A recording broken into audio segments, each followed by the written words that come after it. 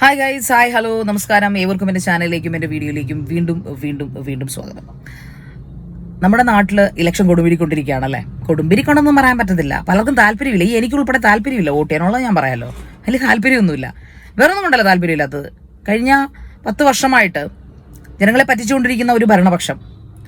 എന്നാലോ പോട്ടെ, നമ്മൾ ഭരിക്കാൻ കയറുമ്പോൾ നമ്മുടെ നാടിൻ്റെ രീതി അനുസരിച്ച് കുറേ എണ്ണം കട്ടുമുടിക്കും. അത് നമ്മുടെ ഒരു കീഴ്വഴക്കമാണല്ലോ, നമ്മുടെ നാടിൻ്റെ ഒരു കീഴ്വഴക്കമാണ്. ജനങ്ങളെ സേവിക്കാനല്ല ഭൂരിഭാഗം നേതാക്കന്മാരുടെ ആഗ്രഹം. എല്ലാവരും അടച്ചു പറയുന്നില്ല, നല്ല നേതാക്കന്മാരുണ്ട്. വിരലിലെണ്ണാവുന്ന എല്ലാ പാർട്ടികളിലും വിരലിലെണ്ണാവുന്ന നല്ല നേതാക്കന്മാരുണ്ട്.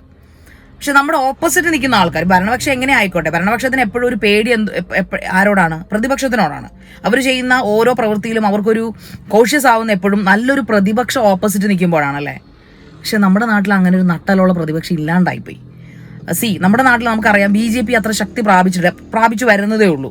നോർത്തിൽ അത്രയും പോലും പ്രബലമല്ല. പക്ഷെ ഇപ്പോൾ കുറെ കൂടെ ശക്തി പ്രാപിച്ചു വരുന്നുണ്ട്. വരട്ടെ, തീർച്ചയായിട്ടും വരണമെന്നാണ് ഞാൻ പറയുന്നത്. ഞാനൊരു പാർട്ടിക്കാരിയൊന്നുമല്ല, ഞാൻ സംഘിയല്ല, കൊങ്ങിയല്ല, കമ്മിയുമല്ല. പക്ഷേ പറയും, ഞാൻ അവർ ചെയ്യുന്ന നല്ല കാര്യങ്ങൾ നമ്മൾ പറയണമല്ലോ. ഇനി വേദവിടെ നിൽക്കട്ടെ, BJPയിലൂടെ നമുക്ക് അവിടെ നിൽക്കാം. ഞാൻ പറയുന്നത് കോൺഗ്രസിന്റെ കാര്യമാണ്. ഒരു കാലത്ത് പ്രബുദ്ധരായിരുന്ന ഒരു പ്രതിപക്ഷം, അല്ലെങ്കിൽ ഒരു ഭരണപക്ഷം പ്രതിപക്ഷമൊക്കെ മാറിയ കേരള ജനത ഹൃദയത്തിൽ കൊണ്ടാടിയ ഒരു പാർട്ടി. ആ പാർട്ടി പടലപ്പിണക്കങ്ങളും പാർട്ടി വഴക്കുകളും തമ്മിത്തല്ലും സീറ്റിന് വേണ്ടി കുതികാൽ വെട്ടുകളും ഒക്കെ ആയിട്ട് ചിന്നിച്ചിതറിപ്പോയി. പിന്നെ ജനങ്ങളാണ് ഇപ്പോൾ കൺഫ്യൂഷനിലായിരിക്കുന്നത്. അതായത് ഈ 2 വർഷവും അല്ലെങ്കിൽ ഈ തുടർച്ച 10 വർഷവും നമ്മുടെ കമ്മ്യൂണിസ്റ്റ് പാർട്ടിക്ക് തുടർഭരണം കിട്ടുമ്പോഴും ഒക്കെയും എന്തുകൊണ്ടാണ് അവർ ജയിച്ചത് എല്ലാവർക്കും അറിയാം. എന്താണ്, അരിയാഹാരം കഴിക്കുന്ന എല്ലാ മലയാളികൾക്കും അറിയാം. അവരുടെ ഭരണ മികവ് കൊണ്ടല്ല അവർ കയറി കസാലയിൽ ഇരിക്കുന്നത്. ഈ അഴിമതി മുഴുവൻ കാണിക്കാനുള്ള ധൈര്യം അവർക്കുണ്ടായത് നട്ടലില്ലാത്തൊരു പ്രതിപക്ഷം ഉള്ളതുകൊണ്ടാണ്. നമ്മുടെ നാട്ടിലെ പ്രതിപക്ഷം ഒന്നെങ്കിൽ കമ്മ്യൂണിസ്റ്റ് അല്ലെങ്കിൽ കോൺഗ്രസ് ആണ്. കോൺഗ്രസ് വരുമ്പോൾ കമ്മ്യൂണിസ്റ്റ്, അല്ലെങ്കിൽ കമ്മ്യൂണിസ്റ്റ് വരുമ്പോൾ കോൺഗ്രസ്. പക്ഷേ ഇപ്രാവശ്യം കമ്മ്യൂണിസ്റ്റ് പാർട്ടിക്ക് ഒരു ഭയങ്കര ഭാഗ്യം ഉണ്ടായി. 10 വർഷക്കാലമായിട്ട് അവർക്ക് നട്ടൽ മുളച്ചില്ല. ഓരോ പ്രാവശ്യം ഓരോ കാരണങ്ങൾ കൊണ്ട് തല്ലി തകർന്നു പോയി. അപ്പോൾ ആ ഇടയ്ക്കാണ് യുവ നേതാക്കന്മാർ, അതായത് കോൺഗ്രസിന്റെ യൂത്ത് വിങ്ങുകൾ പ്രബലമായി തുടങ്ങി. അതിൽ ഷാഫി പറമ്പിൽ, നമ്മുടെ പ്രിയപ്പെട്ട ജനസമ്മതനായ ഇപ്പോൾ ഒളിവിൽ പോയിരിക്കുന്ന രാഹുൽ ബാഗൂട്ടത്തിൽ, എല്ലാവർക്കും ഇഷ്ടപ്പെട്ട കുറച്ച് നേതാക്കന്മാർ. അപ്പോൾ പൊതുവെ കോൺഗ്രസിന് ഹൃദയത്തിൽ നിന്ന് സ്നേഹിക്കുന്ന, അല്ലെങ്കിൽ നല്ലൊരു പ്രതിപക്ഷം ഉണ്ടാവണമെന്ന് ആഗ്രഹിക്കുന്ന ബോധമുള്ള ഏതൊരു വ്യക്തിയും ചിന്തിക്കും, കൊള്ളാം, നല്ലൊരു പാർട്ടി അല്ലെങ്കിൽ നല്ലൊരു നേതാക്കന്മാർ വരുന്നുണ്ട്, ഇനി ഭാവിയിൽ ഇതൊരു ഇൻസ്പിറേഷനായിട്ട് കോൺഗ്രസ് ചിലപ്പോൾ കുറച്ചുകൂടെ നന്നാവുമായിരിക്കും, അല്ലെങ്കിൽ ഒരു അടിപൊളി ഒരു പാർട്ടിയായിട്ട് അവർ മാറുമായിരിക്കും എന്നൊക്കെ നമ്മൾ ചിന്തിച്ചു. പക്ഷേ ഈ ഇലക്ഷൻ തൊട്ടടുത്ത് മൂക്കിൻ തുമ്പത്ത് വന്ന മൊമെന്റിലാണ് രാഹുൽ മാങ്കൂട്ടത്തിനെ കുറിച്ച് ഒരിക്കലും പ്രതീക്ഷിക്കാത്തൊരു അലിഗേഷൻ ചാടിപ്പുറപ്പെട്ടു വരുന്നത്. വിവാഹ വാഗ്ദാനം നൽകി വഞ്ചിച്ചു എന്ന് മാത്രമല്ല, ആ കുട്ടിയെ പീഡിപ്പിച്ചു, ഗർഭചിത്രത്തിന് നിർബന്ധിച്ചു ഒക്കെ. അപ്പം കുറെ ആൾക്കാർ അദ്ദേഹത്തിന് സപ്പോർട്ട് ചെയ്ത് വന്നില്ല. അതിൽ മെയിൻ ആള് രാഹുൽ ഈശ്വർ ഇപ്പൊ ജയിലിലാണ്. അപ്പൊ അദ്ദേഹത്തിന്റെ സ്ഥിരം പരിപാടിയാണ്. അദ്ദേഹത്തിന്റെ ഒരു വാദം അനുസരിച്ച് ലോകത്തുള്ള സകലരും, പ്രത്യേകിച്ച് ഓൾമോസ്റ്റ് ഓൾ പെണ്ണുങ്ങളും പുരുഷനെ വഞ്ചിക്കുന്നവരും മുഖ്യ പുരുഷന്മാരും ഇരകളായി മാറുന്നവരാണ്. അദ്ദേഹം പറയും, ഇനിയിപ്പം ഗോവിന്ദചാമിയും ഒരുപക്ഷെ രാഹുൽ ഈശ്വർ പറയുമായിരിക്കും ഇരയായി മാറിയതാണെന്ന്. മേ ബി അദ്ദേഹം അത് പറയാൻ സാധ്യതയുണ്ട്.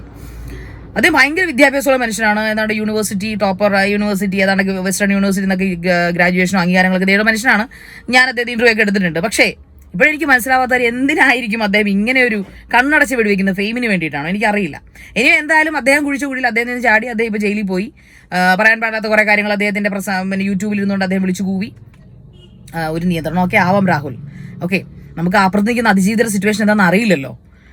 ഇപ്പോൾ എനിക്ക് രാഹുൽ ഈശ്വർ അല്ല വിഷയം. രാഹുൽ മാങ്കൂട്ടത്തിൽ എന്ന് പറഞ്ഞ പ്രബുദ്ധനായ സുന്ദര കൊളയപരനായിട്ടുള്ള സ്ഥല MLA എനിക്ക് ചോദിക്കാനുള്ളത്, ഈ അപ്പുറത്ത് നിൽക്കുന്ന അതിജീവിത, അവരിനി കല്യാണം കഴിച്ചവളോ കല്യാണം ഉപേക്ഷിച്ചവളോ മക്കളുള്ളവളോ ആരും ആയിക്കോട്ടെ, ഇപ്പോൾ അദ്ദേഹത്തെക്കുറിച്ച് വേറൊരു പരാതി കൂടെ വന്നിട്ടുണ്ട്. വേറൊരു സ്ത്രീ, ബാംഗ്ലൂരിലുള്ള ഏതൊരു സ്ത്രീ പരാതി കൊടുത്തിട്ടുണ്ട്, വിവാഹ വാഗ്ദാനം നൽകി പീഡിപ്പിക്കാൻ ശ്രമിച്ചു എന്ന് പറഞ്ഞിട്ട്. അപ്പോൾ അദ്ദേഹം ഒളിവിലുമാണ്, അതാണ് അന്തസ്. അപ്പോൾ ഈ ഒരു എന്താ പറയുക, അതിജീവിത പരാതി കൊടുക്കുമ്പോൾ എനിക്ക് ചോദിക്കാനുള്ളത്, താങ്കൾ ഇപ്പോൾ ഓപ്പോസിറ്റ് നിൽക്കുന്ന ആൾ വിവാഹിതയാണോ കുട്ടികളുടെ അമ്മയാണോ എന്നൊന്നും നമ്മൾ നോക്കേണ്ട ആവശ്യമില്ല. താങ്കളെക്കുറിച്ച് താങ്കൾ ഓർത്തില്ലല്ലോ. താങ്കൾ സ്ഥല MLA ആണ്, ഭാവിയിൽ മന്ത്രിയാകേണ്ടവനായിരുന്നു. താങ്കൾക്ക് ഓപ്പോസിറ്റ് നിൽക്കുന്ന ആളുടെ കാര്യത്തിൽ കൺട്രോൾ ഇല്ലെങ്കിൽ താങ്കളെ വിളിക്കാൻ ഒറ്റ പേരേ ഉള്ളൂ, കൊക്കര കോഴി, പരക്കോഴി. അത് തന്നെയാണ് രാഹുൽ നിങ്ങളെ വിളിക്കാനുള്ളത്. രാഹുൽ മാങ്കൂട്ടത്തിൽ നിങ്ങളെ വിളിക്കാനുള്ള ഒറ്റ പേരേ ഉള്ളൂ, കോഴിയാണ് നിങ്ങൾ. കാരണം നിങ്ങളുടെ അധികാരത്തിനും നിങ്ങൾ നേടിയെടുത്ത ആ ഒരു MLA പദവിക്കും അപ്പുറം ഒരു സ്ത്രീ അപ്പുറേ വന്ന് നിങ്ങളോട് എന്തെങ്കിലും കാര്യത്തിന് വരുമ്പോൾ നിങ്ങൾക്ക് അതിനകത്ത് നിങ്ങളാ വികാരത്തള്ളിച്ച ഉണ്ടാകുന്നെങ്കിൽ അതൊരൊറ്റ പേരേ ഉള്ളൂ. ആ പേര് എനിക്കിപ്പോൾ പുറത്തു പറയാൻ പറ്റില്ല. എനിക്ക് എൻ്റെ മാന്യത തന്നെ സമ്മതിക്കുന്നില്ല. ആ ഒരൊറ്റ പേരെ നിങ്ങളെ വിളിക്കാൻ കൊള്ളുള്ളൂ. ഒന്ന്, പിന്നെ പലരും ഉമ്മൻചാണ്ടി അദ്ദേഹത്തെ ഈ മനുഷ്യനുമായിട്ടൊക്കെ കമ്പയർ ചെയ്യുന്നുണ്ടോ? അതായത് ഉമ്മൻചാണ്ടി സർക്കാർ കാലത്ത് സോളാർ സരിത വന്ന് അദ്ദേഹത്തിന്റെ മാനം കെടുത്തി, അദ്ദേഹം കള്ളക്കേസ് ചെയ്തു, പിന്നീട് അത് തെറ്റിദ്ധരിക്കപ്പെട്ടു, പിന്നീട് തെളിയിച്ചു. ശരിയാണ്. ഉമ്മൻചാണ്ടിയുടെ മീശത്തുമ്പെ കെട്ടാൻ യോഗ്യതയുണ്ടോ രാഹുൽ മാങ്കൂട്ടത്തിന്? ഒരിക്കലും ഇല്ല, അല്ലേ? അത് നമുക്ക് എല്ലാവർക്കും അറിയാം. അതുകൊണ്ട് ഉമ്മൻചാണ്ടിയായിട്ട് ദേവി ചെയ്ത് രാഹുൽ മാങ്കൂട്ടത്തിനെ ഒന്നും കമ്പയർ ചെയ്യരുത്.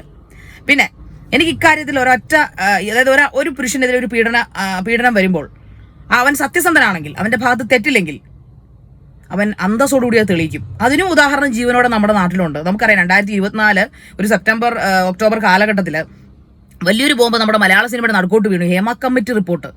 ആ റിപ്പോർട്ടിൽ ഒരുപാട് തലകൾ ഉരുണ്ടു. ഒരുപാട് മഹാന്മാരായിട്ടുള്ള കൊമേഡിയൻസ് ആയിട്ടുള്ള വീരന്മാരായിട്ടുള്ള ആർട്ടിസ്റ്റുകളുടെ പേരുകൾ തറയിൽ കിടന്നുരുണ്ടു. അപ്പുറത്ത് അതിജീവിത പലരുടെയും പേരുകൾ വളരെ മ്ലേച്ഛകരമായിട്ട് വലിച്ചഴിച്ചു. പക്ഷേ നിവിൻ പോളി എപ്പോഴും പറഞ്ഞാൽ നെവിൻ എന്നായതോടെ നിവിൻ പോളി എന്ന ഒരു നടൻ, അദ്ദേഹത്തിനെതിരെ ഒരു ബലാത്സംഗ ആരോപണം വന്നു. മാന്യമായിട്ട് അതിജീവിതം വിളിച്ചു പോയി അയാളുടെ പേര്. അതാണ് അന്തസ്സോടുകൂടി അയാൾ അന്ന് വൈകുന്നേരം സകല മഞ്ഞ മാധ്യമങ്ങളെയും, സാറ്റലൈറ്റ് ചാനലുകളെയും, നോർമൽ മാധ്യമങ്ങളെയും എല്ലാവരെയും വിളിച്ചു കൂട്ടിയിട്ട് അദ്ദേഹം പറഞ്ഞു, എനിക്ക് കുറച്ച് കാര്യങ്ങൾ മാധ്യമങ്ങളോട് പറയാനുണ്ട്. അന്ന് വൈകുന്നേരം ഒരു 1 മിനിറ്റ് പോലും താമസിച്ചെന്നാണ് എനിക്ക് തോന്നുന്നത്. ആ അന്തസ് രാഹുൽ മാങ്കൂട്ടത്തിൽ കാണിച്ചില്ല. കാരണം കാണിക്കാൻ പറ്റില്ല. കാരണം അദ്ദേഹം അന്തസ്സില്ലാത്തവനാണ്, അന്തസ് കെട്ടവനാണ്. മറിച്ച് നിവിൻ പോളി അന്തസ്സുള്ളവനായിരുന്നു. അദ്ദേഹത്തിന്റെ ഭാഗത്ത് തെറ്റില്ലായിരുന്നു. അദ്ദേഹം നട്ടലുള്ള ഒരു ആർട്ടിസ്റ്റ് ആയിരുന്നു. ഇദ്ദേഹം നട്ടലില്ലാത്ത വെറും കോഴിയായിട്ടുള്ള ഒരു MLA ആണ്. അതുകൊണ്ടാണ് ഇദ്ദേഹം ഒളിവിൽ പോയി കുത്തിയിരിക്കുന്നത്. അദ്ദേഹത്തിന്റെ ഭാഗത്ത് തെറ്റില്ലായിരുന്നെങ്കിൽ അന്ന് തന്നെ, ഇവൾ ആരോപണം കൊണ്ടുവന്ന അന്ന് തന്നെ രാഹുൽ മാങ്കൂട്ടത്തിൽ സത്യം ജയിക്കട്ടെ എന്ന് പറഞ്ഞ് പോസ്റ്റ് ഇട്ടതിന് പകരം രാഷ്ട്രീയക്കാരും ജയിലിൽ കിടന്നിട്ടില്ലേ? അന്തസ്സായിട്ട് പോയി ജയിലിൽ കിടക്കണമായിരുന്നു. എന്നിട്ട് തെളിയുമ്പോൾ പുറത്തിറങ്ങണം മിസ്റ്റർ. ജനങ്ങൾ നിങ്ങളെ പൂ കൊണ്ട് മൂടിയേനെ. ഒരു രാഷ്ട്രീയക്കാരൻ അതല്ലേ വേണ്ടത്? നിങ്ങൾ എന്താണ് പകരം ചെയ്തത്? നിങ്ങൾ ഒളിവിൽ പോയിരിക്കുന്നു. അതിനർത്ഥം നിങ്ങളുടെ കൈകൾ വെറും കറ പുരണ്ടതും നിങ്ങളുടെ മനസ്സ് അതിലേറെ